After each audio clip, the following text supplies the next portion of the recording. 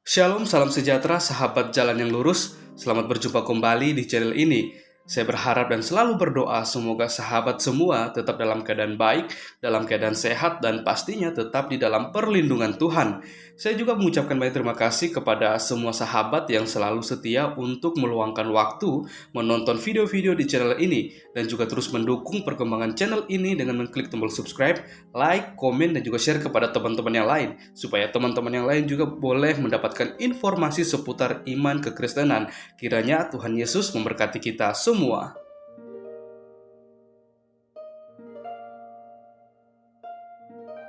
Saudaraku yang terkasih di dalam nama Tuhan Yesus, di kesempatan kali ini kita akan bersama-sama melihat bagaimana ada seorang pemuda yang sangat cerdas. Dia ini berani berhadapan dengan para polemikus dan di dalamnya juga ada Ustadz Tsuma.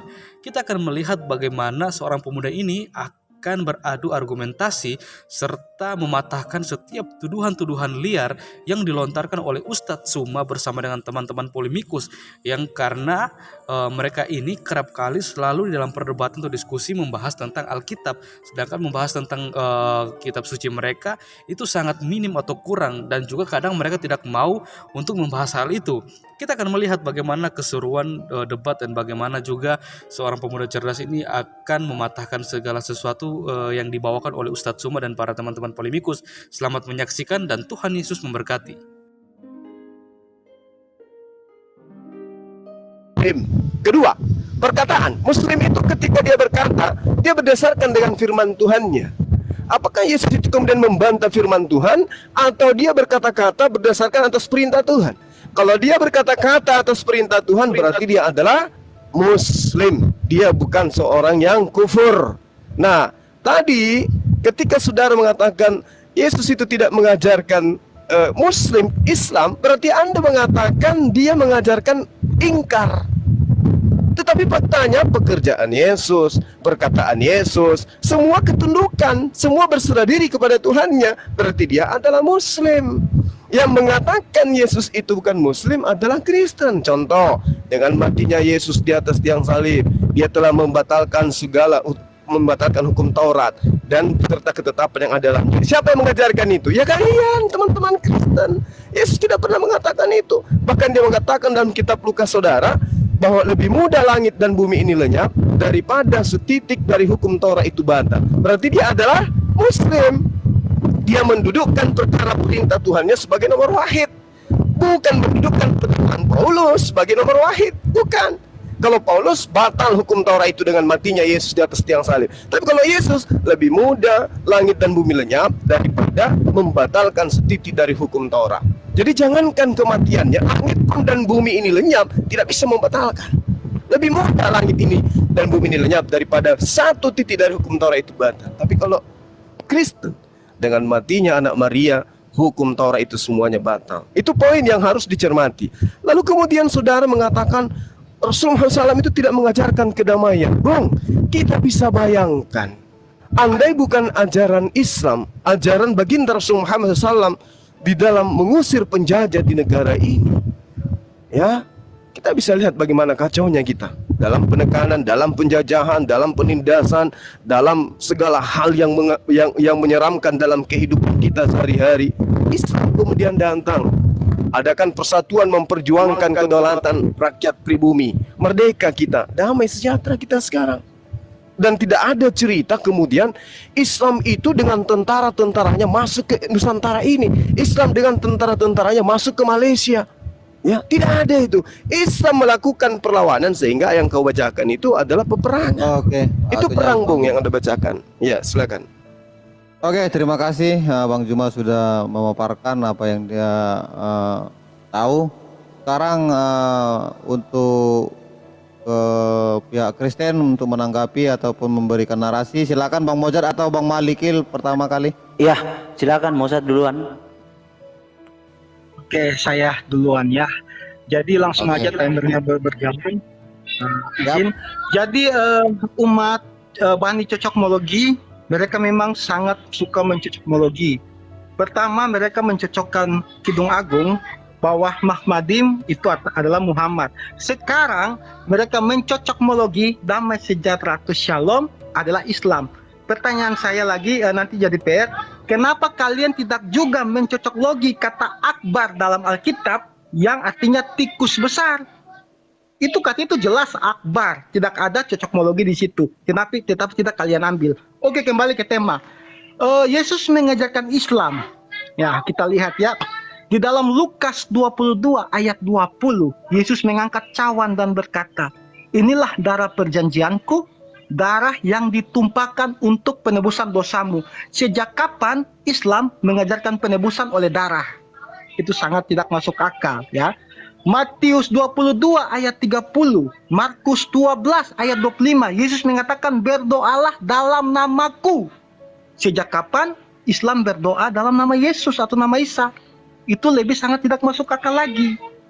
Jadi jika Anda mau mencocokmologi, Matius 22 ayat 30 tadi, Yesus mengajarkan bahwa ketika di sorga kita hidup seperti malaikat, tidak ada kawin mengawin. Sejak kapan Islam mengatakan hidup di sorga tidak ada kawin mengawin? Lalu 72 bidadari itu untuk apa, Pak? Jangan. Jadi narasi-narasi bahwa Yesus mengajarkan Islam itu memang betul-betul hanyalah cocokmologi. Sudah sangat jelas Yesus mengajarkan baptislah dalam namaku. Nah, kalau perkataan Yesus mereka tidak percaya, kita lihat perkataan murid-murid Yesus sendiri. 2 Petrus 2 ayat 1, Petrus mengatakan dengan jelas dalam suratnya kepada jemaat, nabi-nabi palsu atau pengajar-pengajar palsu itu adalah mereka yang menyangkal penebusan yang dilakukan oleh Tuhan. Islam sendiri tidak pernah mengajarkan penebusan yang dilakukan oleh Tuhan itu sendiri. Lalu masih mau mencocokmologi bahwa Yesus mengajarkan Islam. Ini murid Yesus sendiri yang mengatakan.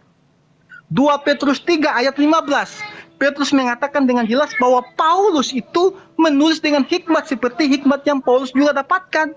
Mereka mengesahkan, mengiyakan apa yang Paulus tulis. Sedangkan Islam, sejak kapan Islam menganggap apa yang Paulus tulis itu betul? Jadi orang yang dari perkataan Yesus sendiri, pengajaran Yesus, bahkan orang yang hidup makan tidur bersama-sama dengan Yesus, pengajarannya itu sangat berbeda dengan yang Islam ajarkan. Lalu mau sampai kapan kalian tetap mau mencocokmologi bahwa Yesus mengajarkan Islam? Yesus mengatakan dengan jelas bahwa jika kamu tidak percaya bahwa akulah dia, Yohanes 8 ayat 24, kamu akan mati dalam dosamu. Sejak kapan Islam percaya bahwa Yesus adalah dia, adalah Yahweh itu sendiri? Itu sudah sangat jelas. Jadi kalau misalkan kita lihat di dalam Ibrani 1 ayat 8, malaikat-malaikat menyembah Yesus. Sejak kapan di dalam ajaran Islam malaikat-malaikat menyembah Nabi Isa? Jadi kalau Anda cuma mencocokmologi kata shalom, artinya damai sejahtera, nanti dipaparkan oleh abang saya Pak Maliki lebih jelas melalui kata shalom. Anda mau mencocokmologikan dengan shalom adalah Islam, sekalian aja Anda ambil kata akbar. Akbar itu artinya tikus besar, Anda ambil juga dalam Alkitab.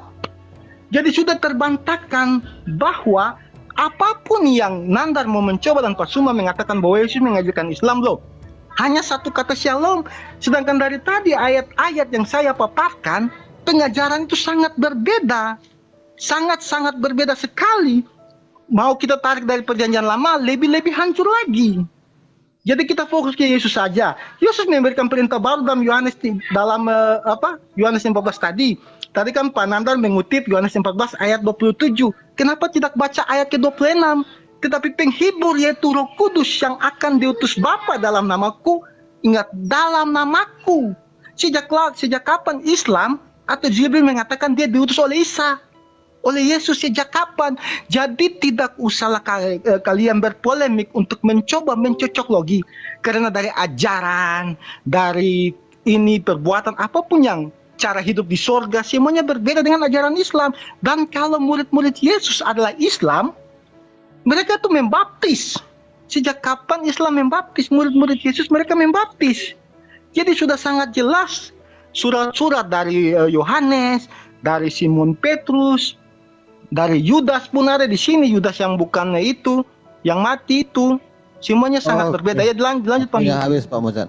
Ya silakan langsung aja beliau Pak Malikil. Oke bro, bentar ya. Nah, jadi memang untuk menyadarkan cocokmologi ini Oke. Di sini kata shalom, ya, kata shalom dalam Ibrani, shalom dalam Ibrani, shalom, shalom, shulem, shoilem, shulem, Arab. Kalau Arab itu salam. Aram itu selama, slomo, berarti damai, perdamaian atau ketenangan. Nah, kalau ini dihubungkan dengan Islam, kan tadi saya sudah bawa banyak data, tidak ada damai di dalam diri Muhammad. Ya, bahkan anak cucunya Muhammad itu disembeli, diracuni, tidak ada damai. Jadi klasifikasi damai yang dicocokmologikan ke Islam itu jauh dari kata mungkin. Ya, gini, Islam itu gini. Kita Nandar kalau gak punya ini saya nanti ini. Di dalam Syarah Al-Arba'in An-Nawawi jilid 1. Nih, Nandar ya. Ini juga buat Suma ya. Ini Islam itu apa?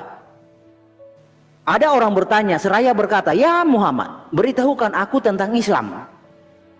Maka bersabdalah Muhammad, Islam, nih, dengar baik-baik Nandar. Islam adalah engkau bersaksi bahwa tidak ada, loh, kok semuanya kabur? Engkau bersaksi tidak ada Tuhan selain Allah dan Muhammad adalah utusan Allah. Itu adalah Islam. Itu adalah Islam. Dan itu benar. Kalau itu ada di zaman Yesus, itu klaim yang tidak ini ya. Karena di dalam Al-Maidah ayat 3, pada hari ini aku sempurnakan agamamu untukmu. Jadi kesempurnaan Islam itu ada di zaman Muhammad. Jadi cocokmologinya Nandar dari tadi itu nggak nyambung. Harusnya kamu sadar, bro. Ya, bahkan Allah Subhanahu wa taala adalah Islam. Karena Allah juga syahadat. Nah, contoh di dalam kitabnya ini. Ini kitab oleh Imam Al-Ghazali, judul aslinya adalah nih buat muslim awam di bawah. Judul aslinya Al-Wafais fi Al-Hadis Al-Qudsiyah oleh Imam Ghazali ya, oleh Imam Al-Ghazali. Nah, ini pelajaran gratis loh buat muslim-muslim awam. Nah, halamannya halaman ke-5. Nah, kalau di ini surat cinta penerang jiwa. Nah, di sini Allah juga memverifikasi dia adalah Islam. Allah syahadat. Jadi Islam itu adalah syahadat. Maknanya, artinya adalah penundukan sehingga orang menyerah. Nih, Allah Subhanahu wa taala berfirman, "Aku bersaksi bahwa tiada Tuhan selain aku." Itu syahadatnya Allah. Tiada sekutu bagiku dan Muhammad adalah hamba dan rasulku. Jadi itulah Islam. Bukan hanya Allah yang bersaksi bersyahadat, umat Islam juga syahadat. Yang pengecualiannya Muhammad tidak pernah syahadat. Nggak ada Muhammad bersyahadat. Nah, jadi Nanda harus tahu Islam itu apa. Islam, ini kata Muhammad loh. Muhammad berkata, Islam adalah engkau. Islam adalah engkau. Ingat, di zaman Quran itu tidak ada Islam sebelum Muhammad. Islam itu ada ketika Muhammad. Karena narasinya harus sesuai dengan kriteria Al-Maidah ayat 3. Pada hari ini telah aku sempurnakan agamamu untukmu. Jadi kamu ini mengklaim itu tanpa dasar. Itu yang saya sangat sesalkan bagi kawan-kawan muslim. Itu kalau berdiskusi tolong itu literaturnya itu dibaca. Jangan hanya modal cocokmologi. Cocokmologi akut itu bahaya loh. Tidak ditanggung BPJS. Ya. Jadi harus paham Nandar. Nah, di dalam banyak hadis juga berkata di dalam Sahih Muslim nomor 3496. Sahih Muslim 3496.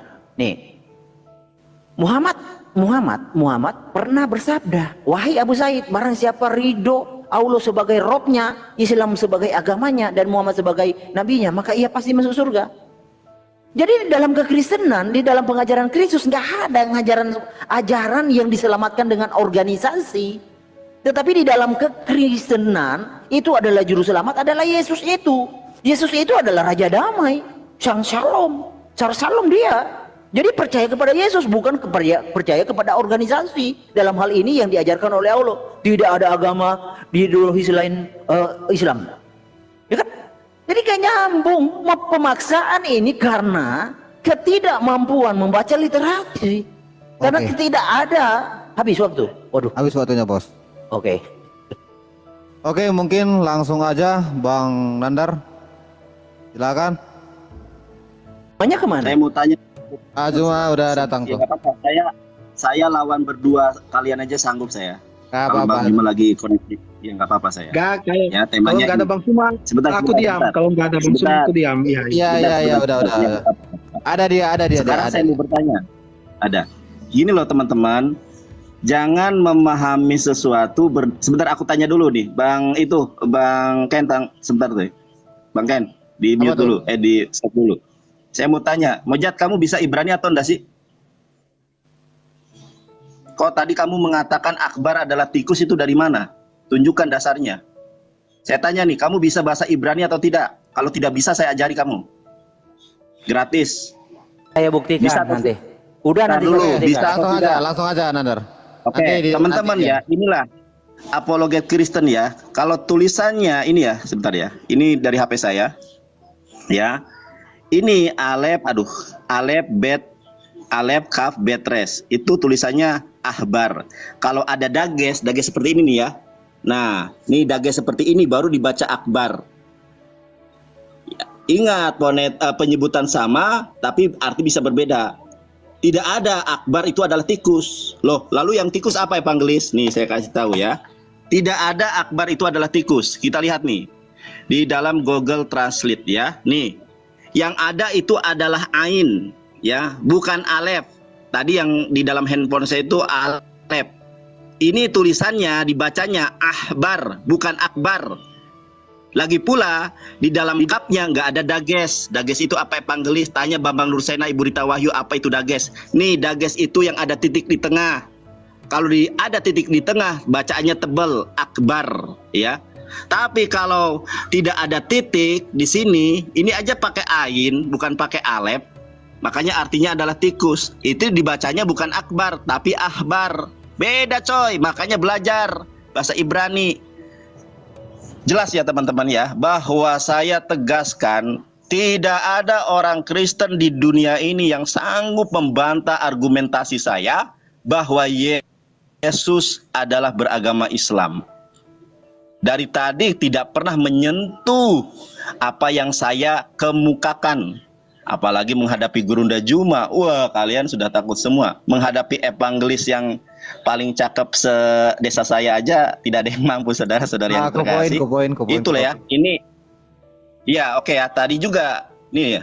Tadi dia melari ke ahbar. Nggak bisa Ibrani sok-sok memframing. Bukan akbar, ahbar. Ini bacaannya, tanya Ibu Rita Wahyu kalau nggak percaya. Kemudian poin kita kan sangat jelas, saudara. Kalau kita lihat di dalam Yohanes 14 ayat ke-27, Yesus berbicara tentang apa? Tentang nubuatan akhir zaman Nabi Muhammad SAW, yang dimana umat Islam berpegang teguh bahwa semua nabi ini adalah Islam secara etimologi. Di sini adalah Yesus menjanjikan penghibur. Damai sejahtera kutinggalkan bagimu. Ini aja terjemahannya keliru. Karena di dalam bahasa Ibrani, lahem. Lahem itu lakum dalam bahasa Arab yang artinya kalian. Damai sejahtera kutinggalkan bagi kalian harusnya ya. Damai sejahtera kuberikan kepada kalian. Terjemahannya saja kurang tepat. Makanya harusnya LAI merekrut saya sebagai salah satu tim penerjemahan juga ya. Di dalam bahasa Ibraninya sangat jelas. Yang kita bahas pada kesempatan hari ini saudara, fokus kepada Yesus itu Kristen atau Islam. Ternyata di dalam Yohanes pasal 14 ayat ke-27 sangat jelas. Shalom ani masyir lahem et slomi anin noten lahem lohed derek syeha olam noten anin noten lahem alna yehat lebavkem we alira. Di dalam perspektif Islam pun juga sama. Kalau para murid Yesus itu beragama Islam yang disebut Muslim, ada ayatnya Quran surat Al-Imran 52 wa asyhad bi anna muslimun. Sekarang tunjukkan dan buktikan kepada kami saudara di mana Yesus itu beragama Kristen, atau paling tidak Yesus kenal Kristen. Di mana ayatnya? Dari tadi sampai sekarang tidak ada satupun yang mampu untuk menanggapi, mampu untuk menyanggahi apa yang kami kemukakan. Kenapa saudara? Ya, karena di dalam Kisah Para Rasul, tadi saya lupa ayatnya ini nih.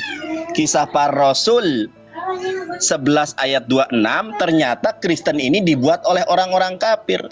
Diakui, disadari, jujur atau tidak kalian terhadap diri sendiri, ternyata yang namanya Kristen, mohon maaf ya Kang Ken, saya sangat menghargai Kang Ken, kita berdasarkan ayat, silakan. yang namanya KIRS itu produknya orang-orang kafir di Antioquia loh.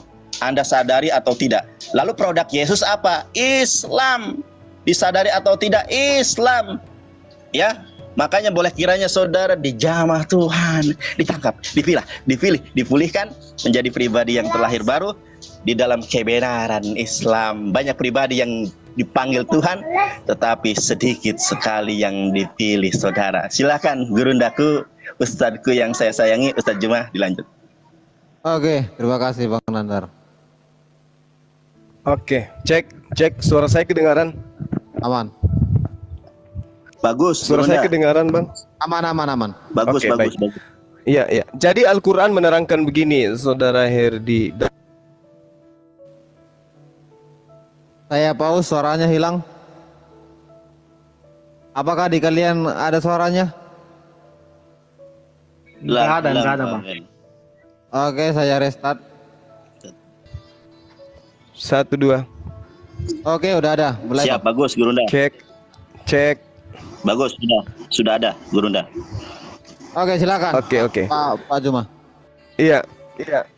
Jadi Tuhan itu memberikan aturan main. Siapa yang taat kepada aturan mainnya akan mendapatkan damai sejahtera. Siapa yang melanggar aturan mainnya akan mendapatkan laknat, kutukan. Makanya ada surga, ada neraka. Yang taat kepada perintah kembali ke surga. Yang ingkar terhadap perintah kembali ke neraka. Para nabi mengajarkan aturan-aturan itu, termasuk Yesus. Apakah Yesus mengajarkan aturan main? Yes. Aturan mainnya itu adalah kembali kepada hukum Taurat. Dia yang menggenapi, menghilangkan, apalagi menggantikan kepada Hilang lagi suara.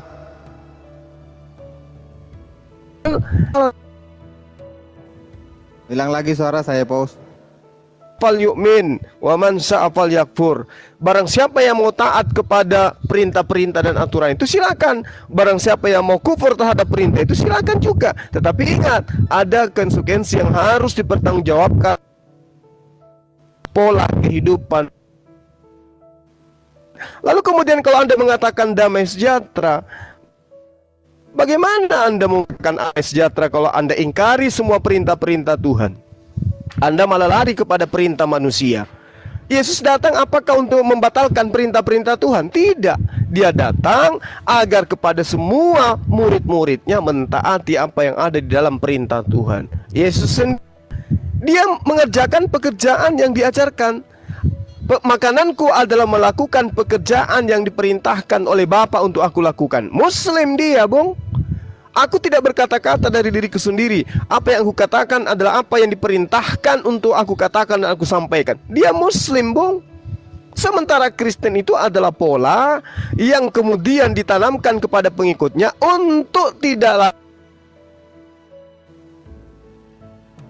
lagi Tuhan 49 terkutuklah orang yang banyak ini karena mereka tidak mengenal hukum untuk orang-orang itu. Bahkan kalau kita lihat dalam kitabnya Nabi Musa, Ulangan 27 nomor 26, terkutuklah orang yang tidak melakukan hukum Taurat ini dengan perbuatan. Nah, apakah kalian ini adalah orang-orang yang mentaati melakukan hukum Taurat? Tidak. Berarti Anda posisinya terkutuk atau tidak tuh? Terkutuk. Mohon maaf ini ya. Kemudian di dalam Galatia 2 nomor 14, orang yang tidak bersunat itu adalah orang yang hidup secara kafir menurut kitab saudara. Itu juga menurut Paulus. Jadi orang-orang yang tidak hidup secara Yahudi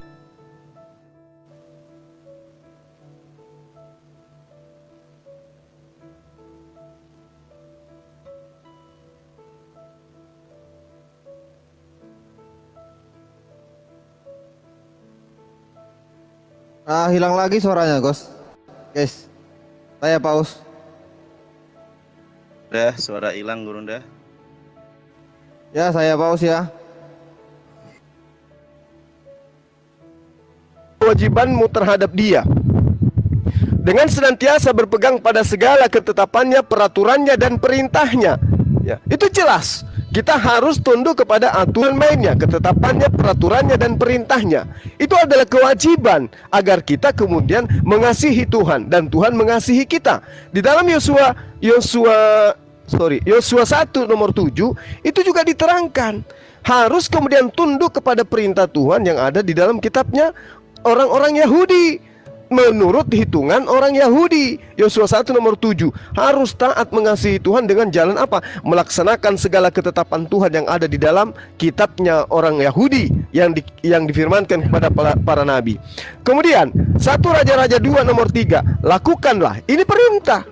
Lakukanlah kewajibanmu. Ini kewajiban yang harus dilakukan dengan setia. Tidak boleh kemudian kita menghilangkan atau membatalkan.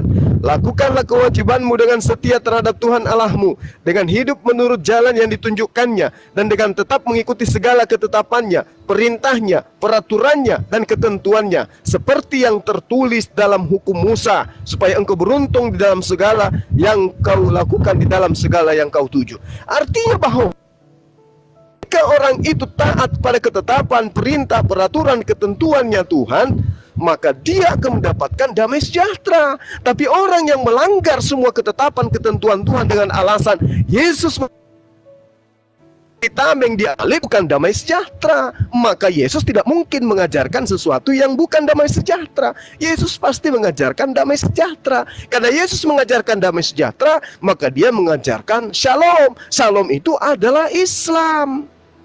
Umat Islam bisa damai sejahtera kalau umat Islam taat kepada perintah Tuhan. Umat Islam bisa terlaknat, terkutuk kalau dia ingkar terhadap perintah Tuhan. Nah, Kristen ini adalah sebuah komunitas yang Oke, waktunya sudah sedikit lagi juga, kita habiskan aja ya. Jadi buat teman-teman yang di bawah, jangan seujon kepada host. Host tidak bisa mempausikan itu ya. Memang sinyalnya Bang Juma itu, dia lagi di luar bukan di studio ya. Oke Bang Juma, waktunya Bang Juma sudah habis. Sekarang kita beralih ke Bang Mojad dan Pak Malikil untuk menanggapi. Ya, aku dulu. Ya, dulu. Oke. Ya, saya lanjut aja. Jadi beginilah lucunya umat Bani Cocokmologi. Kata shalom, damai sejahtera itu katanya sangat jauh dengan kata Islam, dicocok-cocokkan. Mahmadim itu katanya sangat jauh sama Muhammad, dicocok-cocokkan. Ini akbar dan ahbar yang hanya beda di titik saja, tidak mau dicocok-cocokkan. Bukankah ini namanya tidur terlalu miring? Cuma beda titik loh, kenapa Anda mau? Tapi yang kata-katanya beda sangat jauh, Anda mau cocok-cocokkan. Ya kita kembali, Yesus beragama Kristen, Nandar, anak sekolah minggu pun tahu Tuhan tidak beragama. Kalau Tuhan Yesus beragama berarti Yesus punya Tuhan lagi. Nah, Yesus dia tidak punya agama. Tetapi apakah dia mengenal Kristen? Oh, kita baca ada ayatnya. Di dalam kitab Perjanjian Baru Injil Matius 16 ayat 18, Yesus mengatakan dengan jelas, Petrus, di atasmu akan kudirikan jemaatku. Jadi Kristen, jadi begini Bang Nandar, biar nalar Anda terbuka.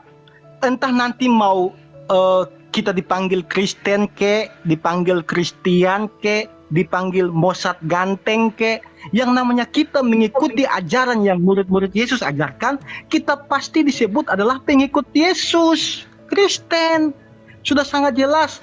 Petrus, di atasmu akan kudirikan jemaatku, pengikutku, hamba-hambaku, apapun itu yang mau Anda tafsir. Nah, jadi nama itu tidak terlalu ini, intinya pengajarannya. Dan Petrus mengajarkan dengan jelas, 2 Petrus 2 ayat 1, pengajaran yang dibuat oleh murid-murid Yesus adalah Tuhan atau Sang Penguasa sendiri yang datang menebus mereka. Dan sejarah mencatat, paus pertama kekristenan adalah Petrus. Itu sudah Tuhan Yesus katakan di Matius 16 ayat 18. Jadi nggak usah Anda muter-muter kayak gasing di situ. Contoh, Mossad Niti, orang-orang yang mengikuti Mossad. Tidak mungkin Mossad jadi Mossad Niti, karena Mossad yang diikuti. Anda kok bisa berpikiran kita yang ikuti Yesus, Yesus harus beragama Kristen, lalu Yesus ikut siapa? Kan tidak masuk akal. Jadi saudara-saudari yang terkasihi oleh Tuhan kita Yesus Kristus, sudah sangat jelas. Pengajarannya berbeda, surganya berbeda, hasil akhirnya berbeda, Tuhannya berbeda. Jadi kalau Anda tinggal mengaitkan damai sejahtera adalah Islam, semua agama mengajarkan damai sejahtera. Hindu, dewa-dewa mereka mengajarkan damai sejahtera. Tuhan-Tuhan mereka, Buddha, Tuhan-Tuhan mereka mengajarkan damai sejahtera. Dalam kitab mereka, Tuhan-Tuhan mereka pun meninggalkan damai sejahtera kepada mereka. Apakah Anda juga mau mengatakan bahwa Buddha mengajarkan tentang Islam atau Hindu mengajarkan tentang Islam gara-gara mereka juga mengajarkan tentang damai sejahtera? Tidak masuk akal. Saya mengajarkan damai sejahtera, Pak Malikil mengajarkan damai sejahtera. Apakah aku dan Pak Malikil ini satu? Kan beda. Tetapi pengajaran kita sama-sama mengajarkan damai sejahtera. Jadi untuk para bani cocokmologi, sudahlah, nggak usah cocokmologi. Yesus sendiri mengatakan di sorga tidak ada kawin mengawin, hidup seperti malaikat. Ayatnya Matius 22 ayat 30. Tetapi itu bertentangan dengan Al-Quran Anda sendiri di dalam QS 52 ayat 20. Di situ dikatakan kalian di surga ada kawin dengan bidadari. Loh, pengajarannya berbeda, tetapi tinggal mau mencocokmologi. Yesus mengajarkan dengan jelas bahwa dalam Yohanes 8 ayat 24, jika kamu tidak percaya bahwa akulah dia, kamu akan mati dalam dosamu. Pertanyaan saya, apakah umat-umat muslim percaya bahwa Yesus adalah Yahweh itu sendiri, firman Tuhan anak Allah yang maha tinggi? Kan tidak percaya. Yesus mengatakan dengan lantang, aku akan pergi ke Yerusalem untuk menanggung banyak penderitaan, mati dan bangkit pada hari ketiga. Apakah umat-umat Islam percaya Isa itu disalib, menderita dan bangkit pada hari ketiga? Kan tidak. Jadi Anda ini seperti mau mencoba menyamakan tokoh karakter Unyil dengan Upin Ipin. Sangat berbeda. Jadi tidak usah lagi berpolemik di situ. Pengajaran sudah beda. Semuanya sudah beda, pengampunan dosa, penebusan dosanya semua sudah beda, surganya beda, oknumnya beda, murid-murid Yesus juga tidak pernah mengajarkan seperti yang Muhammad ajarkan. Jadi kalau Anda tetap mau menyamakan, berarti saya cuma mau mengatakan satu, pergilah ke puskesmas terdekat untuk imunisasi dulu. Ya, silakan. Ini habis. Terima kasih Pak Mojad atas penyampaiannya dan narasinya dan sudah ditanggapi. Sekarang kita ke Pak Malikil Amalak. Silakan Pak Malikil Amalak, 5 menit. Oke. Jadi dari tadi ya memang nggak nyambung ya bahasannya. Gini ya, Nandar, Suma dan muslim-muslim di bawah. Di dalam Matius 19 ayat 21, kata Kristus kepadanya, jikalau engkau hendak sempurna. Nah, jikalau engkau hendak sempurna. Jadi manusia kalau ingin sempurna, bukan jadi Islam, bukan. Islam itu organisasi. Yesus mengajarkan apa? Jika engkau hendak sempurna, pergilah jualah segala milikmu dan berikanlah itu kepada orang-orang miskin, maka engkau akan beroleh harta di sorga. Kemudian datanglah kemari dan ikutlah aku. Jadi kesempurnaan itu adalah ketika mengikut Yesus. Jikalau engkau hendak sempurna, ikutlah Yesus, bukan ikutlah Islam. Nah, kalau logikanya Islam itu adalah kesempurnaan, Islam itu adalah agama. Bagaimana jika ada penjahat yang agamanya Islam?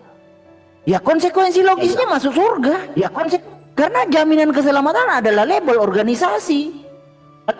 Jadi yang Nandar dari tadi cocok mau logikan, ya memang paham, saya paham. Itu pandangan duniawi. Itu pandangan duniawi, bro. Pandangan Tuhan tidak seperti itu. Jadi Tuhan tidak pernah melebelisasi keselamatan atau menstandarisasi keselamatan dengan organisasi. Tuhan tidak pernah menstandarisasi keselamatan dengan organisasi. Nah, kalau Allah menstandarisasi keselamatan dengan Islam, dan Islam itu sempurna ketika di zaman Muhammad. Ingat, Al-Maidah ayat 3, Islam sempurna di zaman Muhammad, bukan di zaman mana-mana. Ya, jika standar keselamatan adalah label, adalah organisasi ya Islam. Nah, kalau penjahat yang beragama Islam gimana organisasi ya Islam? Masuk Islam, masuk surga. Iya, masuk surga konsekuensinya. Jadi di sini harus digunakan akal untuk memahami apakah benar yang Anda perjuangkan Islam ini benar-benar suatu standar keselamatan yang seperti Muhammad dan Allah wartakan di dalam Quran, hadis dan tafsir. Ya kan? Dari tadi kita ini debat-debat kusir. Anda memaksakan kehendak yang tidak Anda mengerti. Apa itu kata Shalom? Kan saya sudah jelaskan, kata Shalom itu bukan Islam. Shalom itu damai, perdamaian, ketenangan. Nah, Muhammad datang bukan membawa damai. Beda dengan Kristus Yesus. Kristus Yesus itu datang membawa damai karena dia adalah sang damai tersebut. Lah Muhammad dengan Allah apa yang dibawa? Kristus Yesus itu datang, orang mati, mayat. Ketika Kristus Yesus datang, mayat jadi hidup. Manusia yang mati jadi hidup. Muhammad dengan Allah datang, orang hidup dibuat mati. Di mana damainya?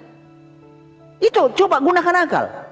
Sekali lagi, Muhammad dan Allah datang, orang hidup dibuat mati. Di mana damainya? Di mana ketenangannya? Kalau orang mati, orang hidup dibuat mati. Kedamaian apa yang kalian dapat? Apa yang kalian ingin jual dengan kedamaian menghilangkan nyawa orang lain? Apa yang kalian jual dengan menyatakan bahwa surga itu boleh masuk surga orang yang berbuat dosa? Apa yang kalian jual? Hanya orang-orang yang tidak berakal yang bisa menerima hal-hal demikian. Saya buktikan ya di sini. Di dalam hadis Sahih Bukhari 2983. Jadi harus maju kepada esensinya, jangan hanya diam di tempat. Bukhari 2983. Nih. Jibril berkata kepadaku, siapa yang meninggal dunia dari umatmu dengan tidak menyekutukan Allah dengan sesuatu apapun, maka dia pasti masuk surga atau tidak akan pernah masuk neraka. Muhammad bertanya, sekalipun nandar, contohnya, sekalipun nandar dan suma berzina atau mencuri. Jibril menjawab, ya sekalipun nandar dan suma berbuat dosa itu masuk surga. Apakah standar ini yang ditawarkan Islam? Iya, standar ini yang ditawarkan Islam. Nah, apakah standar ini memenuhi standar tentang damai Shalom tersebut? Coba dipahami. Standar yang seperti ini tidak mungkin ada kata damai kalau kejahatan itu dibenarkan. Kalau kejahatan, berzina, mencuri dibenarkan, lalu adalah sebagai standar keselamatan, tidak ada kedamaian yang didapat. Siapa yang bilang ada dosa, ada kejahatan itu ada kedamaian? Jadi tolong dipikir ya, jangan hanya mentok cocokmologi akut. Pahami arti dan makna esensi dari pengajaran itu. Apa yang Tuhan inginkan di dalamnya. Bukan hanya cocokmologi seperti itu. Cocokmologi semacam itu udah 2000 tahun yang lalu. Ya, 1000 tahun yang lalu, 500 tahun yang lalu. Banyak orang cocokmologi kayak gitu, tetapi gagal mereka mencapai puncaknya. Karena pengajarannya bukan bersumber dari Tuhan yang benar. Waktunya habis, Pak. Oke, silakan. Kayaknya masih lanjut, Pak Nandar dan Bang Juma. Cek. Saya dulu deh, mumpung bagus jaringan. Boleh habis Tajib, boleh. Boleh ya? Bang Juma mungkin lah. Suara saya terputus nggak? Udah aman. Nanti kalau putus saya mute. Kalau putus saya mute. Saya pause. Oke, baik. Jadi yang pertama, Saudara Mossad, terkait dengan perkataan saudara tentang kata akbar. Anda nggak risih gitu? Ada yang bisa bahasa Ibrani di sini? Ya, kalau akbar dalam bahasa Ibraninya itu adalah kabir, bukan akbar. Ya, kesetaraan kata akbar dalam bahasa Ibrani itu adalah kabir. Kaf, bet, yod, res. Itu yang Anda harus pahami. Jangan kemudian kata akbar Anda nisbahkan kepada kata akbar, itu satu. Tapi kabir, bahasa Ibrani kabir, besar. Ya, pelajari itu. Kemudian saudara mengatakan bahwasanya Petrus itu adalah paus pertama. Coba Anda baca di dalam. Hilang lagi. Terus untuk orang-orang yang tersunat.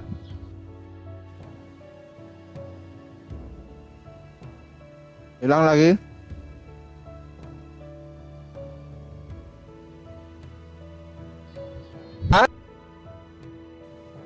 Masih saya pause.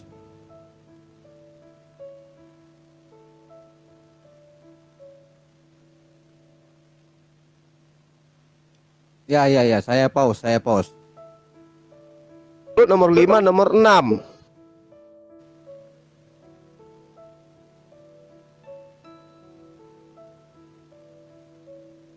Ada kawin mawin. Anda keliru. Yang dikatakan tidak kawin masa ada kebangkitan. Itu belum ke surga. Ke surga itu. Sementara di dalam kitab saudara dikatakan di dalam Wahyu 19 nomor 7, di situ ada kata hogamos. Hogamos itu Yesus memilih dan dia menikah.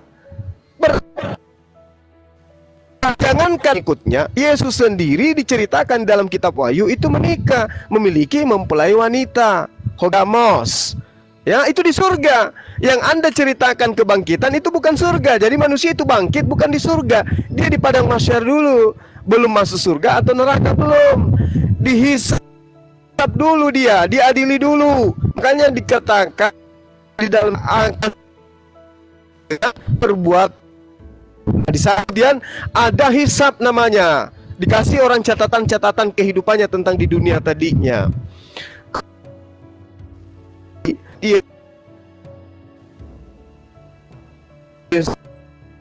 Yesus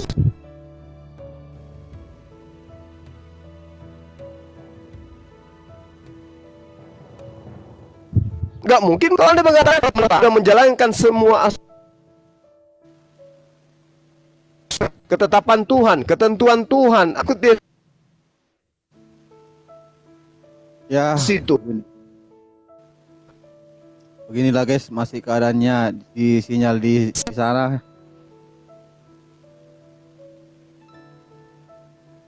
Mungkin Bang Juma sinyalnya mungkin ya nggak bagus di sana gitu. Nathan. Oke, Kak Bang Juma udah bilang langsung aja Bang Yonatan 5 menit. Nanti saya tambahkan jadi 7 menit karena ada 2 menit lagi dari sisa Bang Juma. Silakan Bang Nandar.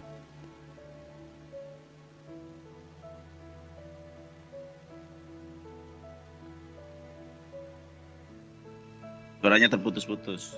Ditambahkan berarti ya. Oke, saya tambahkan menjadi 7 ya. Iya, baguslah begitu ya. Oke, silakan. Ya, teman-teman melihat fakta bahwa Anda tahu tidak, Yesus itu adalah orang yang tinggal di Yerusalem, ya. Kalau kita lihat jarak antara Yerusalem ke Antioquia itu Antioquia ini adalah perbatasan Turki dan Suriah. Yesus orang Yerusalem, yang bikin agama Kristen orang Turki loh, orang Suriah. Bayangkan nih, yang bikin orang Kristen, agama Kristen adalah orang dari Antioquia, yang mana dari Yerusalem itu 17 jam, boleh dicek ya. Kemudian berbicara akbar, tadi ini sebenarnya memang melenceng dari tema ya. Kita buktikan Yesus adalah Muslim atau Kristen. Ternyata data di sini disebut Kristen adalah ciptaan dari kafir di Antioquia. Teman-teman, saya akan menyampaikan dengan tegas ya.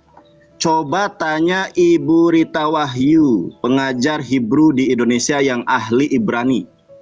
Ya, yang tadi Anda tunjukkan Herdi itu bukan akbar. Makanya belajar Ibrani. Mojat, Herdi, kalau mau belajar Ibrani ke saya gratis kamu sampai bisa. Ingat, gratis. Itu bacaannya bukan akbar, tetapi ahbar. Kalau akbar harus ada titik tengahnya. Ya, lagi pula yang Anda maksud itu bukan alef tetapi ain.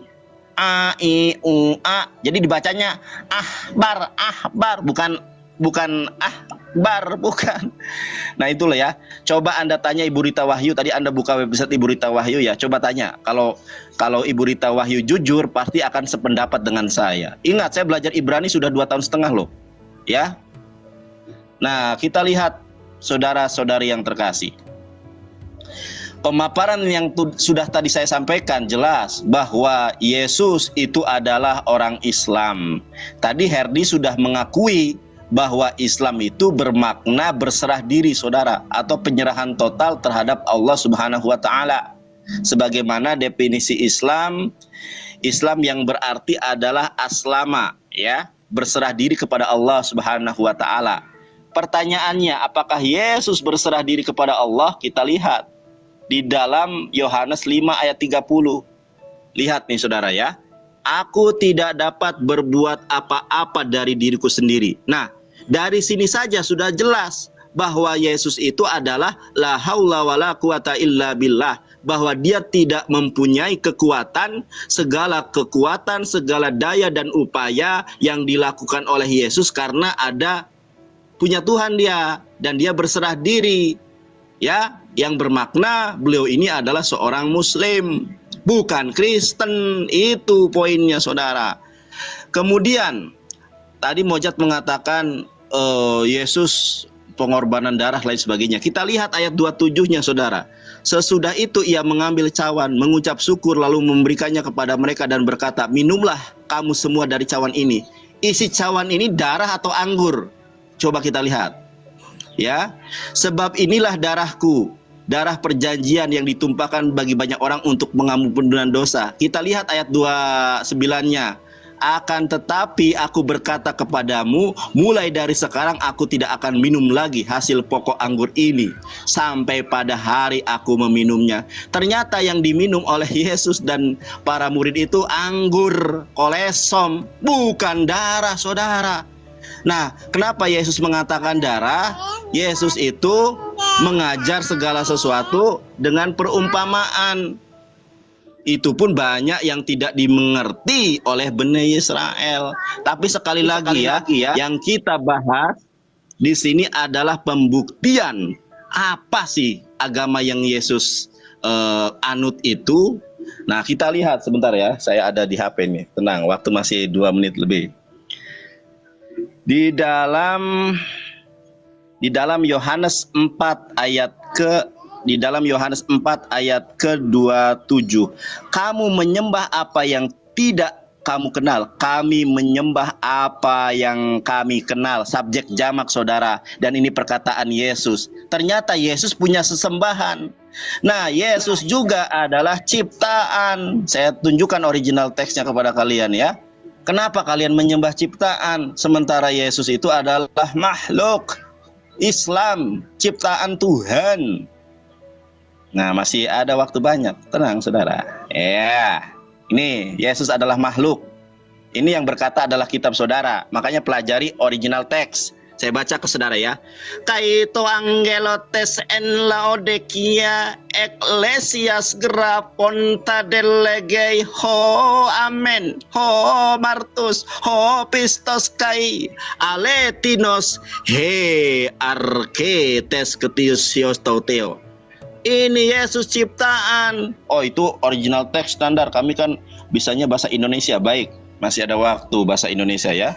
Yesus adalah ciptaan. Makanya orang yang menyembah ciptaan menurut Yesus, Matius 7 ayat 21 akan masuk neraka. Matius 7, 21, 22, 23. Ya, kita lihat Wahyu 3. Masih ada waktu banyak. Senang saya saudara-saudari yang terkasih. Nah, coba saudara perhatikan, renungkan saudara. Dan tuliskanlah kepada malaikat jemaat di Laodikia. Inilah firman dari Amin. Konsensus orang Kristen, saya tanya Ibu Rita, Wahyu dan lain sebagainya, sepakat bahwa Amin di sini adalah Yesus Kristus. Lalu siapa Yesus Kristus itu, saudara? Saksi yang setia dan benar, permulaan dari ciptaan Allah. Kalau mau selamat, sembah penciptanya, bukan ciptaannya. Lalu Yesus juga adalah budak Allah, saudara. Di mana ayatnya Yesus budak Allah? Kita lihat Kisah Para Rasul 3 ayat 13. Mungkin Yesus adalah budak. Andar, itu bukan ke Ya. tema kita. Tema kita Yesus Oke. membawa ajaran Islam. Oke. 25 detik ya. lagi. Siap. Yesus itu tidak pernah beragama Kristen. Tunjukkan ucapan Yesus Anohe Masihin, yang artinya adalah aku adalah Kristen. Dicoba cari ayat itu, tidak bakal ada, saudara. Terima kasih. Dor, terimalah kebenaran firman Tuhan. Oke, thank you Bang Nandar. Jadi saya harap kita tetap fokus di pada tema ya guys ya. Jangan terlalu melebar, nanti kita bahas semua isi Alkitab. Sampai 2000 tahun kita di sini. Saya juga tidak lupa mengingatkan jangan lupa makan semua ya. Diskusi, tapi bisa tetap sambil makan. Saya rasa penjelasan dari keempat narasumber, sebentar Bang Nandar, sudah berulang kali dan berulang-ulang itu aja yang dipaparkan. Jadi di sini tadi yang pertama dari Bang Yonatan untuk membuka, dan saya akan mengakhirinya dengan tanggapan dari Bang Mojat dan Malikil. Setelah itu nanti closing statement saya kasih 6 menit bagi dua sama-sama ya. Oke, ditanggapi dulu Bang Malikil sama Bang Mojat, nanti kita masuk ke closing statement. Terima kasih. Silakan. Silakan, Mojat, monggo. Oke, iya. Jadi memang cocokmologi yang dilakukan oleh Nandar dan Bang Suma ini Sabar. kan memang- Waktu belum saya setting. Sorry. Oke. Oke Pak, silakan Pak Mojat. Iya, sekali lagi saya katakan, dan memang kayaknya Nandar ini dia nggak dengar apa yang saya katakan. Kan sudah saya katakan berulang-ulang, Yesus tidak mungkin beragama Kristen, karena dialah yang diikuti.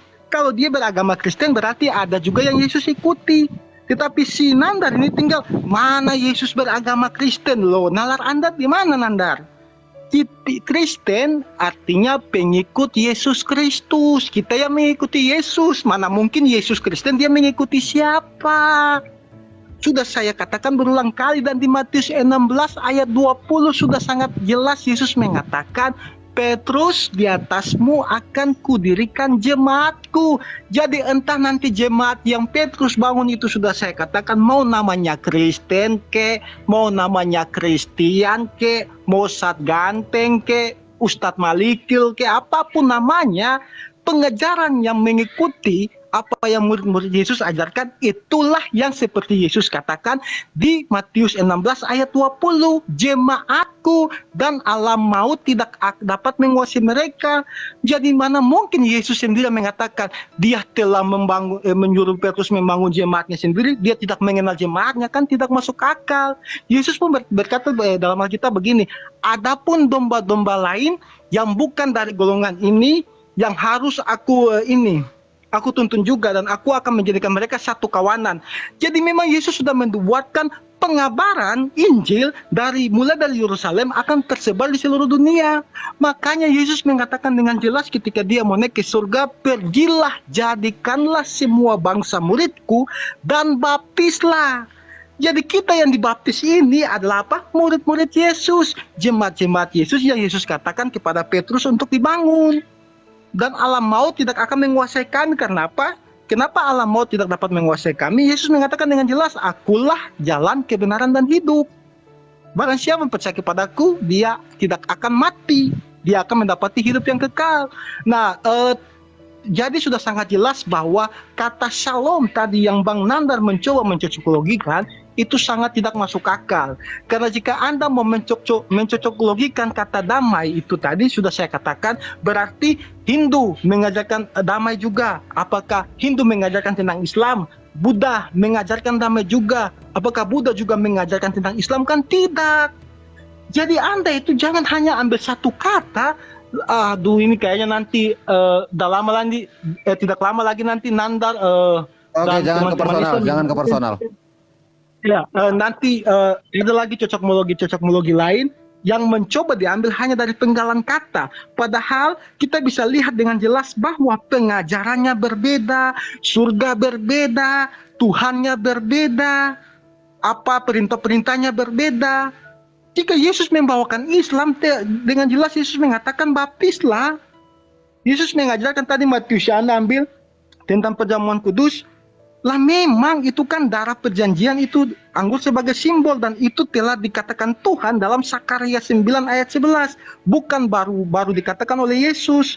Sakaria 9 ayat 11, Yahweh mengatakan, oleh karena engkau, aku akan melakukan perjanjian dengan darahku.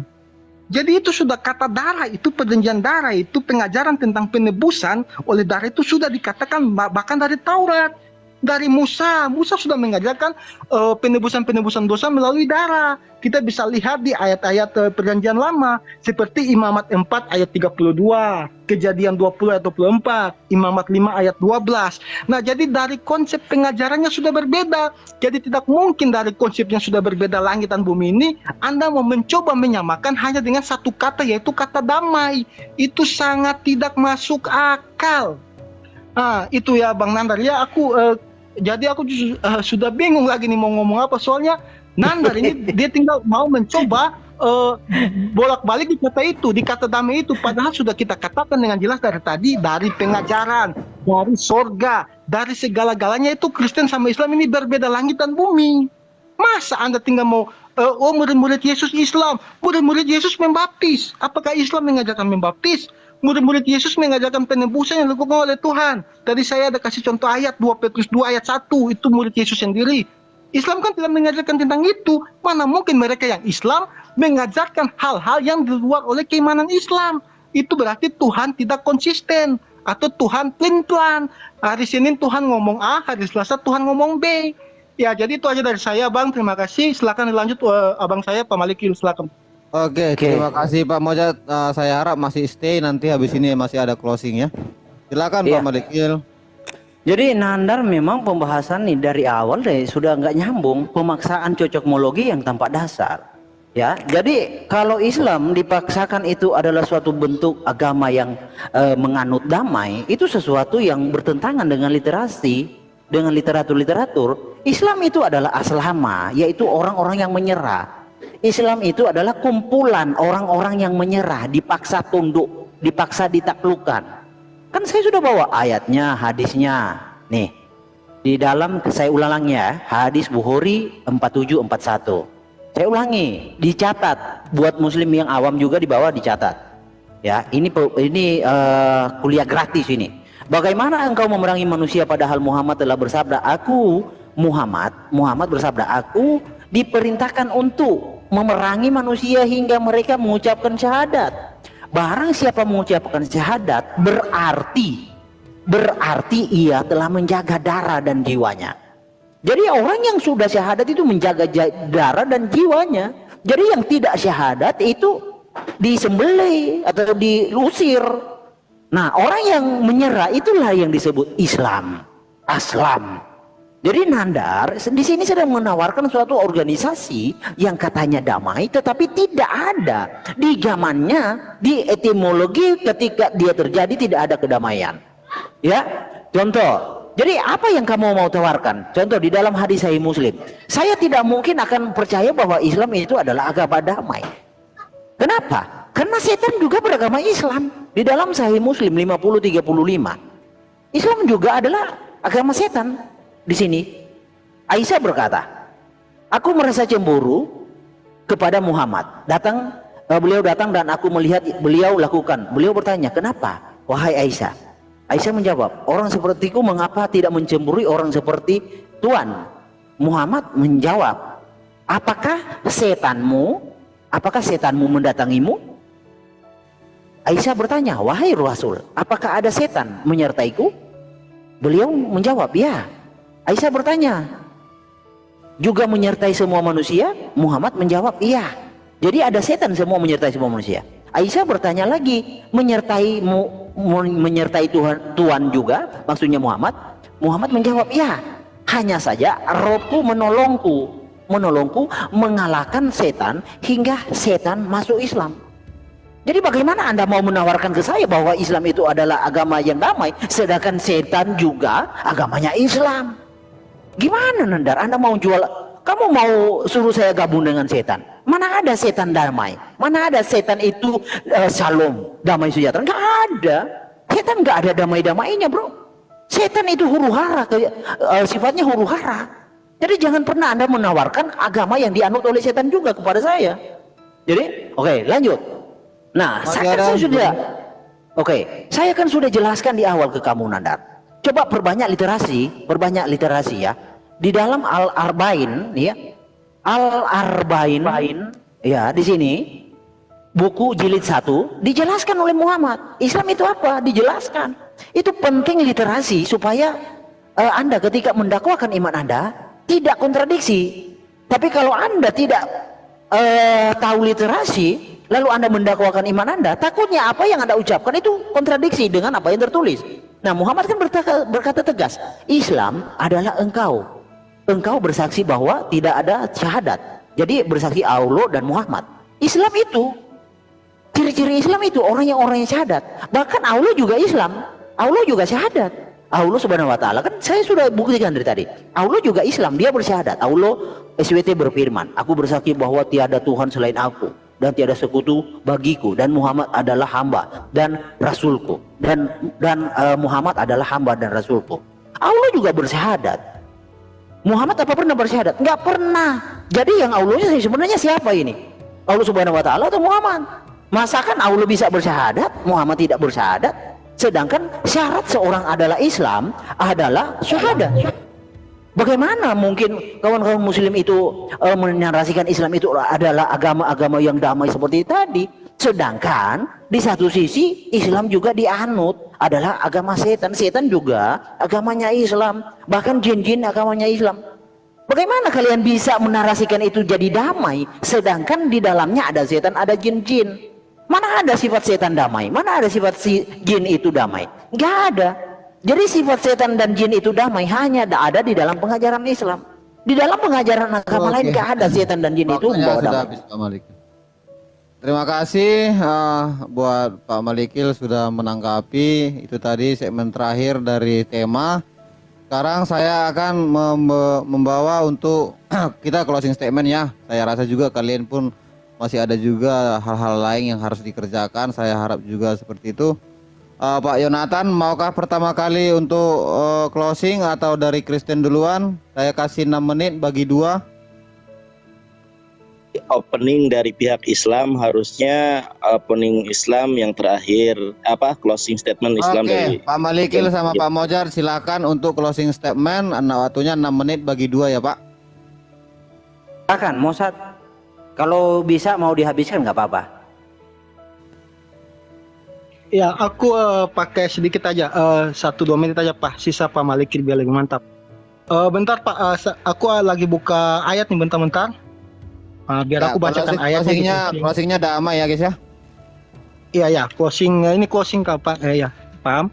Jadi saya closing statement ini dengan saya membuka dari kitab, saya baca aja 1 Tawarik 22 ayat 10. Ya, dijalankan waktunya. Jadi 1 Tawarik 22 ayat 10 firman Tuhan begini. Ini nih ayatnya. Dialah yang akan mendirikan rumah bagi namaku, dan dialah yang akan menjadi anakku, dan aku akan menjadi bapaknya. Aku akan mengukuhkan tata kerajaannya atas Israel sampai selama-lamanya. Janji Tuhan ya dan amin. Jadi kerajaan Tuhan tidak akan beranjak dari Israel sampai selama-lamanya. Dia tidak mungkin mengingkari janjinya lalu memindahkan tahtanya ke negeri-negeri lain. Karena Tuhan bukan seorang pembohong. Nah, jadi sangat jelas bahwa konsep ketuhanan yang coba Bang Nanda dan Bang Sumba bawakan dengan ilmu cocokmologi untuk mengait-ngaitkan bahwa Yesus yang adalah Tuhan dan Juru Selamat itu menyembah kepada Tuhan Islam ataupun nabi-nabi terdahulu, mereka mencoba menyamakan bahwa yang mereka menyembah adalah Allah yang Muhammad sembah, itu adalah fatal, bukan, dan itu hanya ilmu cocokmologi. Itu aja ayat terakhir dari saya, sisanya silakan Bang Malikil. Oke, ada 5 menit lagi Pak Malikil. Oke, ya. Jadi harus dikaji memang dari etimologi, bro, kawan-kawanku dan para pendengar yang di bawah. Tentang suatu kajian itu suatu bahasa itu pasti ada asal usulnya, itu yang disebut etimologi kata. Etimologi kata itu berbicara asal usul kata disebut. Nah, di sini kan mencoba menghubungkan, mencocokkan Islam dengan kata shalom. Sedangkan shalom itu tidak pernah ada pengertian menyerah atau ditundukkan, nggak ada. Shalom itu adalah damai. Ya, Islam itu secara etimologi tidak pernah ada hubungannya dengan damai.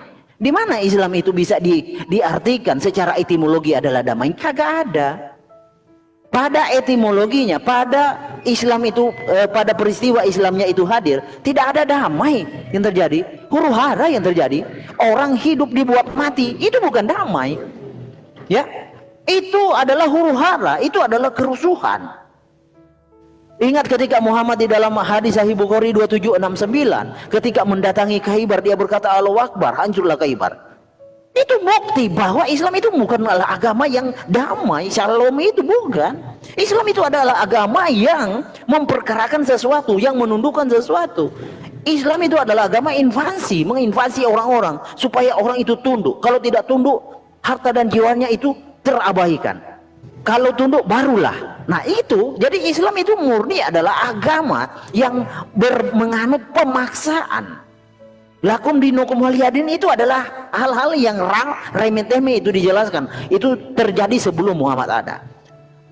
Terjadi sebelum Muhammad ada pasukan. Ketika Muhammad sudah pasukan, tidak lagi berlaku lakum dinukum waliyadin.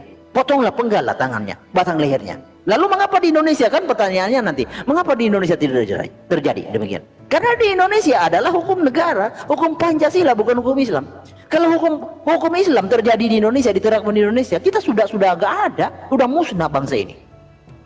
Karena hukum Islam itu tidak humanis, tidak bisa menyesuaikan zaman, hanya bisa berlaku di zaman-zaman yang seperti zaman Muhammad jahiliyah. Diterapkan di dunia sekarang nggak bisa. Makanya di sini ada cocokmologi yang dibawakan oleh Nandar supaya kesannya apa yang terjadi yang di dalam zaman Muhammad itu bisa dipoles. Sorry, dipoles untuk orang yang tidak mengerti sejarah Islam. Tapi kalau kita membaca, mengerti, memahami dari sejarah Islam, itu tidak akan mungkin bisa dikelabui dengan cocokmologi seperti itu. Karena tidak ada sejarahnya. Kamu nanti kawan-kawan Muslim, baik yang ada di room ini, Suma dan Nandar, dan ada di bawah di Komar, buktikan satu saja, Muslim itu, Islam itu berarti damai. Tidak ada dalam sejarahnya Islam itu adalah damai. Justru invasi, perang. Goro, pancung. Itu mana ada itu ada damai seperti itu. Lalu dalam pengajarannya, dalam pengajaran Islam, dosa itu masuk surga. Apa seperti itu damainya? Oke, kalau closing, ada, ya, closing kan ini? Ya, closing. Ya, oke. Jangan masuk lagi ke apa, nanti diminta bukti lagi, harus membeberkan ayat lagi. Oh bukan, saya mengulangi aja apa yang saya sudah paparkan tadi. Ya, silakan Pak Meri. Ya, di dalam hadis Sahih Bukhari 2983 yang saya sudah paparkan bahwa orang yang berzina mati dalam keadaan berzina mati dalam keadaan mencuri itu masuk surga. Nah, hal-hal seperti itu akan memotivasi orang. Oh, ternyata yang penting tidak syirik, yang penting tidak menduakan Allah. Kita halal masuk surga. Orang-orang kan termotivasi. Jangan salah, orang-orang yang di Timur Tengah, isi sana, mereka memerkosa, melakukan kejahatan-kejahatan, mereka tidak syirik karena mereka punya dasar. Yang penting tidak syirik. Yang penting tidak syirik masuk surga. Itu kata Jibril. Dan itu pun berita gembira yang dibawa oleh Jibril. Bagaimana Muslim mau menolak? Di mana ayatnya? Di dalam hadis Sahih Muslim 137, baca di sana. Sahih Muslim 137. Jibril datang membawa kabar gembira, orang yang meninggal dalam keadaan tidak mensyirikkan Allah, dia masuk surga sekalipun dia berbuat dosa, sekalipun dia berzina, sekalipun dia mencuri. Jadi itu akan memotivasi orang akan melakukan kejahatan, yang penting tidak syirik. Pengajaran seperti apa yang Anda tawarkan? Yang Anda artikan adalah damai. Tidak mungkin ada damai jika ada legitimasi dosa masuk surga. Nggak mungkin ada damai. Hanya orang-orang yang tidak berakal yang bisa memahami itu. Selesai. Habis, Pak. Terima kasih. Closing statement dari Mojad dan Pak Malikil sudah kita dengarkan. Nah, sekarang kita giliran Pak Nandar dan Bang Juma. Silakan Bang. Silakan Guru Nda Juma. Silakan Dinda Nathan dulu. Guru Nda Juma aja Antum dulu duluan. yang senior. Oke. 6 menit, Senior dulu. 6 menit ya Bang, Baik. dibagi 2 ya, pandai-pandai ya. Boleh, silakan. Oke. Ya, jadi Islam itu adalah damai sejahtera. Damai sejahteranya itu bukan hanya di dunia, tapi juga di akhirat. Dan itu diajarkan semua nabi. Kalau ada peperangan dalam Islam itu untuk menegakkan damai sejahtera itu agar manusia kemudian bisa memerangi. Hilang lagi, Pak. Ya. Hilang kan suaranya kan? Tolong dimonitor. Tujuannya adalah untuk kemudian mengajarkan, ya, untuk mengajarkan damai sejahtera kepada kaumnya. Itu yang diajarkan. Bagaimana mungkin kemudian manusia di atas muka bumi ini yang gemar membantah perintah-perintah Tuhan bisa tunduk kepada Tuhan kalau tidak ada penegasan. Yesus datang kepada Bani Israel mengajarkan aturan dan ketentuan Tuhan, dibasmi. Musa datang kepada mereka mengajarkan ketetapan Tuhan, dibasmi. Maka Tuhan datang kemudian menegaskan dengan pengutusan seorang nabi khataman nabiyyin untuk melakukan penegasan terhadap orang-orang agar damai sejahtera. Bagaimana bisa orang itu kemudian taat kepada keselamatan kalau tidak ada rasul dan nabi yang tegas untuk mengajarkan firman Tuhan? Nabi Musa datang kepada mereka. Apakah Nabi Musa tegas? Tidak. Apakah Nabi Musa ditaati? Tidak. Yesus datang kepada Bani Israel. Apakah ditaati? Tidak. Maka Tuhan sudah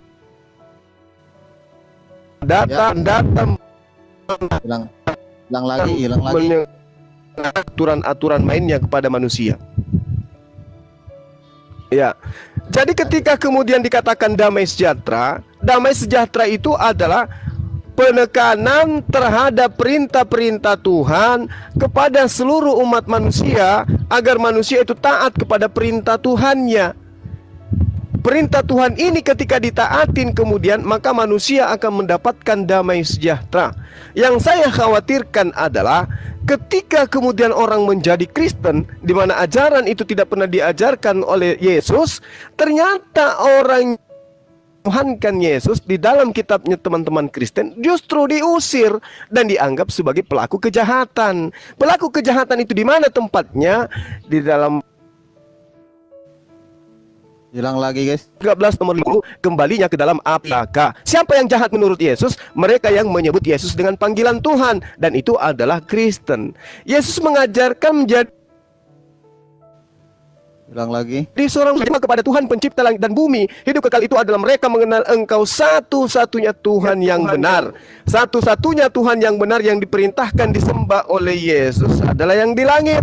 Sementara Kristen justru mengajarkan menyembah kepada Yesus. Akibat menyembah kepada Yesus menyebabkan orang memanggil Yesus itu Tuhan, dan orang yang memanggil Yesus Tuhan itu akan dilempar ke dalam api neraka. Di dalam Matius 13 nomor 50 itu sangat jelas. Makanya untuk mendapatkan damai sejahtera, seorang nabi, seorang utusan akan mengajarkan itu sama seperti Musa mengajarkan. Bahkan lebih dahsyat, baca kisah para rasul 3.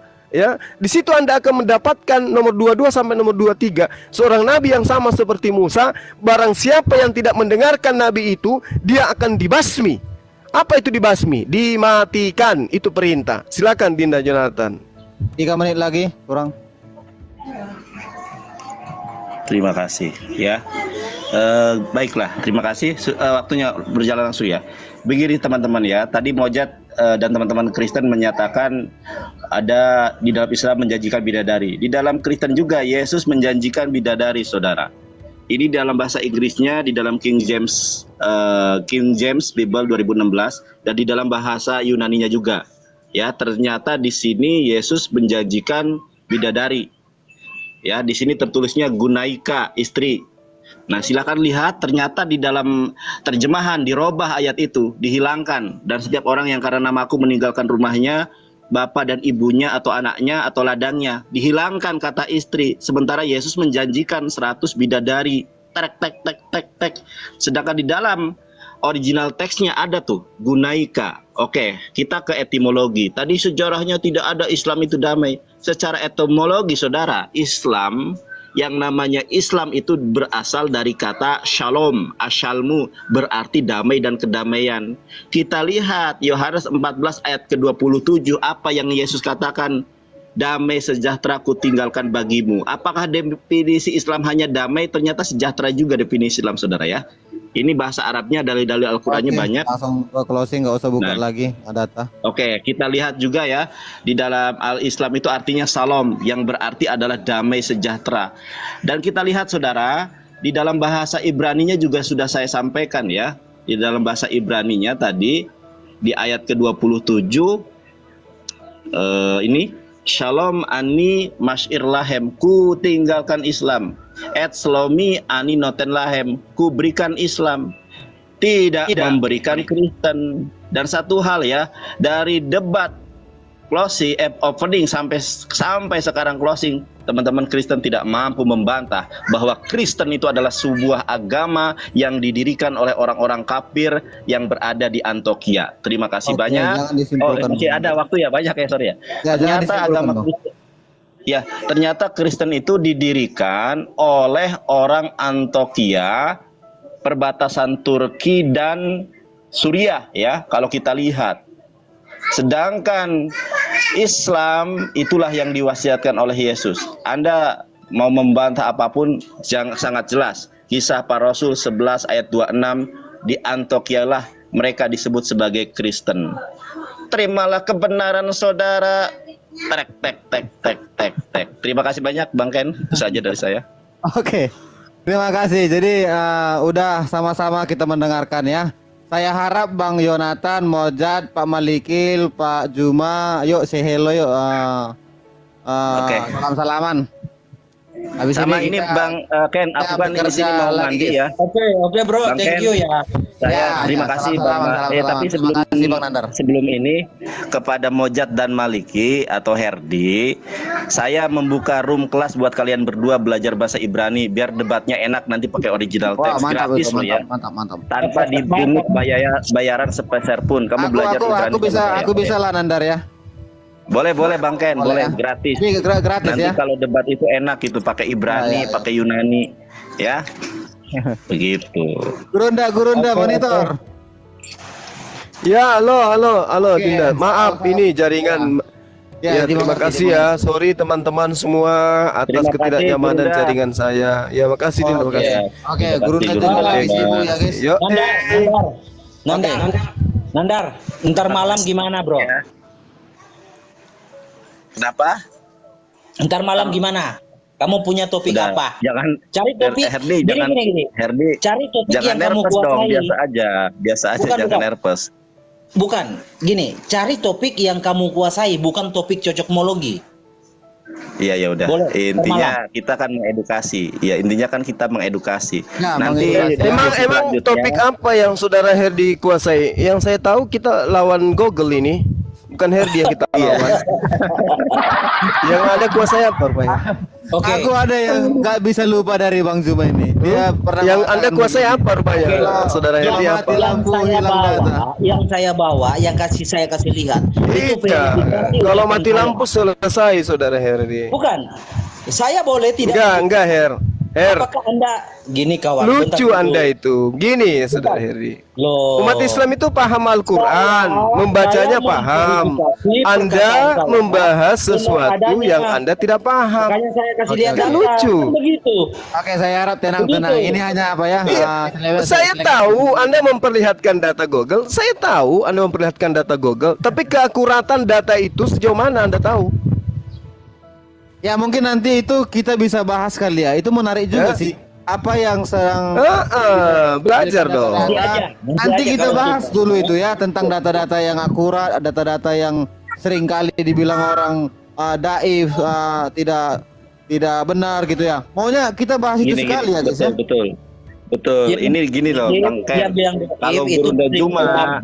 kalau Gurunda itu Juma mesti itu orang. kan original teks Al-Qur'an. Kalau Herdi cuma terjemahan. Bible terjemahan juga. Jadi nggak apple to apple gitu loh. Kita bahas hadis bisa baca hadisnya, ya Arabiknya. Herdi datanya dari mana? Dari Google. Kalau saya membahas Yesus menikah, ada bukunya, ada bukan dari saya sendiri. Begitu Herdi. Ya udah. Jadi saya harap juga nanti ada ya yang sering membawakan data kayak Pak Malikil, kayak Bang Donantar, kayak si Farhan ya. Orang ini kan rajin-rajin bawa data nih, kayak si Kiamat. Saya akan kumpulkan di satu waktu nanti di room ini untuk membahas tentang data, membahas data ya. Kita tidak masuk ke bagian apa ya, substansinya ajaran itu ya. Membahas tentang data aja, data yang ini yang dibawakan apakah seperti Ibnu Katsir atau yang ini, apakah Nanti kalau saya bicara usahanya. tidak pakai data itu asumsi. Ketika saya bawa data Google, lalu yang benar Ya, maunya datanya. mana? Ya datanya harus Boleh, jelas. boleh dia bawa data, tapi keakuratan data itu Anda harus uji. Apakah itu otentik Keakuratannya, terhadap kitab yang keakuratannya disahihkan kan umat buku, Islam kan apa, gitu? PDF yang disajikan itu adalah sesuatu yang terverifikasi. Oh, enggak begitu. Oh, kalau Tidak itu begitu tidak cara terverifikasi, belajarnya. Sekarang begini, Her, sekarang begini. Buku yang saudara pegang itu yang Anda katakan Alkitab, bagaimana Anda bisa mengatakan itu asli? Sementara itu hanya terjemah. Ataukah Asli mau dalam dibahas? bro, terjemahannya. Aku kayaknya itu mau ini, guys. tervalidasi. Loh. Bingung kan Anda, bingung kan? Nah, itulah. Makanya belajar dulu, belajar. Kita bahasnya suatu saat ya. Berdialog. Saya mau berdebat dengan orangnya, bukan dengan Google-nya. Itu aja.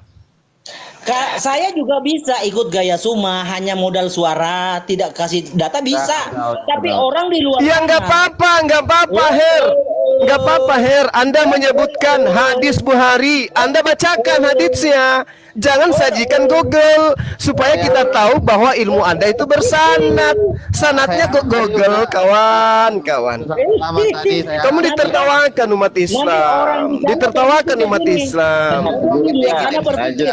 Kamu mana datanya? Kamu ditertawakan umat Islam. Enggak. Kamu ditertawakan. Umat Islam itu datanya bukan di Google, Bang. Di kitabnya gitu loh. Oke. Jadi kan Kalau di Google itu apapun bisa dibuat di sana. Bisa. Bang, kalau di Google itu apapun bisa. Apapun bisa dikatakan di sana. Boleh dikatakan sah. Tapi untuk membentuk kebenaran sahnya itu apakah sudah sesuai dengan original teksnya? Sesuai dengan kitabnya? Anda pernah enggak kemudian membacakan kitab aslinya? Lantas Anda mengatakan bahwa yang di Google itu benar? Itu pernah enggak? Kan ditertawakan, Bang Herdi. Anda ditertawakan. Makanya yang ada. Oh bukan begitu, Bang. Yang bodoh itu Anda. Kenapa Anda menilai Islam dengan penggambaran itu? Contoh tadi Anda mengambil kesimpulan Islam itu tidak ada damai di dalamnya. Kan Anda ditertawakan umat Islam. Bagaimana ceritanya tidak ada damai sementara yang mendamaikan Nusantara ini adalah agama Islam, yang mengusir agama penjajah adalah Islam. Kan begitu, Bang Herdi. Sementara Anda mengatakan tidak ada damai dalam Islam. Justru ajaran Islam itu mengajarkan damai, Bang. Menyembah kepada Tuhannya Yesus, mendudukkan Yesus itu adalah utusan Tuhan, itulah ada ajaran damai. Tunjukkan kepada saya tentara Islam mana, Herdi, tunjukkan kepada saya tentara Islam mana yang datang menjajah Nusantara. Ayo Her, tunjukkan kepada saya tentara Islam mana yang datang menjajah Nusantara ini sebelum merdeka.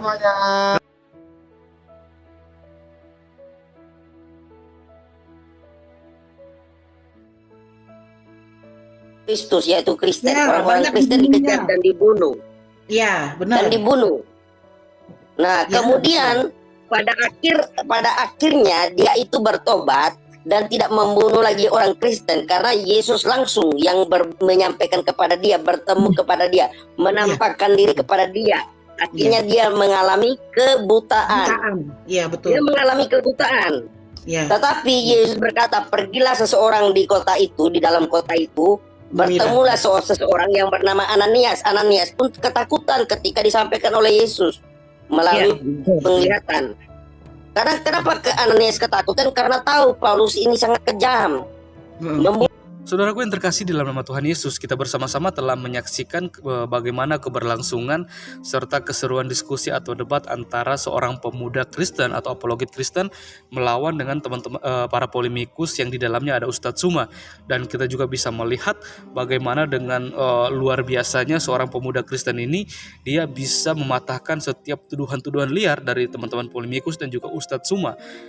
Kita bisa melihat juga ya bagaimana teman-teman polemikus ini dan juga Ustadz Suma, mereka ini sangat berkoar-koar membahas tentang Alkitab atau isi Alkitab yang notabene mereka sendiri tidak mengerti dan memahami tentang Alkitab itu sendiri atau isi Alkitab atau firman Tuhan itu sendiri. Karena apa ya? Karena tujuan mereka mempelajari, tujuan mereka membaca Alkitab bukan untuk mencari kebenaran, bukan untuk mentafsirkan, mencari tahu arti, maksud dan tujuan penulisan. Malahan mereka gunakan ayat-ayat Alkitab yang mereka comot itu untuk menyerang iman kekristenan seperti itu. Dan kita melihat ketika mereka membahas tentang Rasul Paulus ya, dari situ aja kita bisa melihat bahwa mereka sangat tidak paham dan mengerti, bahkan tidak mengerti tentang seorang Rasul Paulus dan juga tentang pengajarannya. Padahal apa yang diajarkan oleh Rasul Paulus itu sama sekali tidak bertentangan dengan apa yang ada di dalam kitab Taurat dan juga apa yang diajarkan oleh Yesus Kristus sendiri.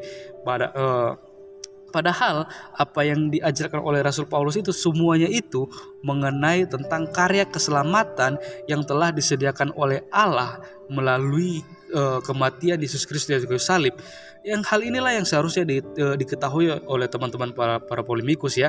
Kalau kita melihat sejak kejatuhan manusia dalam dosa ya, manusia itu hubungan antara manusia dan Allah itu menjadi terpisah karena adanya dosa ketika mereka memakan buah yang dilarang oleh Allah untuk mereka makan.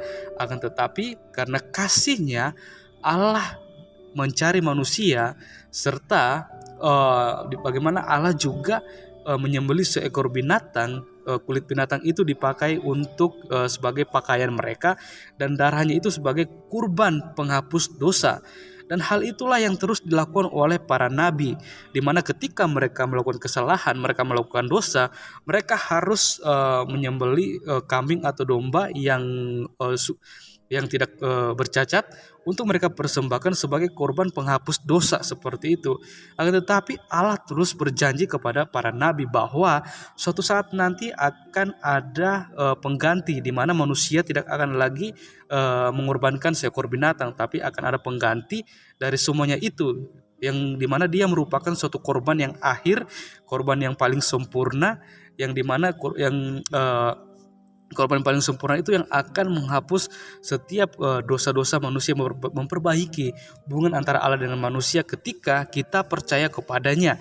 Dan hal itu juga kalau kita membaca di dalam Kejadian, bagaimana perjalanan seorang Abraham ketika Allah menguji imannya, di satu momen di situ ada yang memberkati saya juga, di mana dikatakan bahwa ketika Ishak mengatakan kepada ayahnya bahwa segala sesuatu perlengkapan untuk mempersembahkan kurban ini sudah ada, tapi di mana kurban? Di situ Abraham mengatakan bahwa Allah lah yang akan menyediakan. Ya, kata menyediakan ini relevan dengan bagaimana ketika kurban akhir itu ada, di mana ketika Allah mengutus anaknya yang tunggal yaitu Yesus Kristus untuk datang ke dunia sebagai korban yang terakhir, korban yang kudus, yang mulia, yang di mana manusia lagi tidak perlu mengorbankan seekor binatang untuk menyelesaikan dosa seperti itu. Hal inilah yang sebenarnya harus dipahami oleh teman-teman para polemikus, tapi mereka hanya memahami bahwa ya nggak mungkin Yesus itulah Tuhan ya. Kalau Yesus itu Tuhan, masa dia bisa dia bisa makan minum seperti itu ya, dia memiliki rasa ngantuk. Ya emang salah. Yang perlu diketahui oleh teman-teman polemikus, hanya ada satu Tuhan yang mau menjadi manusia. Karena apa? Karena di zaman sekarang banyak manusia yang mau jadi sama seperti Tuhan seperti itu. Ya kita hanya bisa berdoa ya supaya teman-teman polemikus ini mereka bisa dibukakan matanya, hati dan pikirannya supaya mereka bisa menerima dan melihat kebenaran yang sejati yang ditemukan dalam Yesus Kristus. Oke teman-teman, mungkin sekian video dari saya di hari ini. Sampai berjumpa di video saya yang selanjutnya dan Tuhan Yesus memberkati kita semua.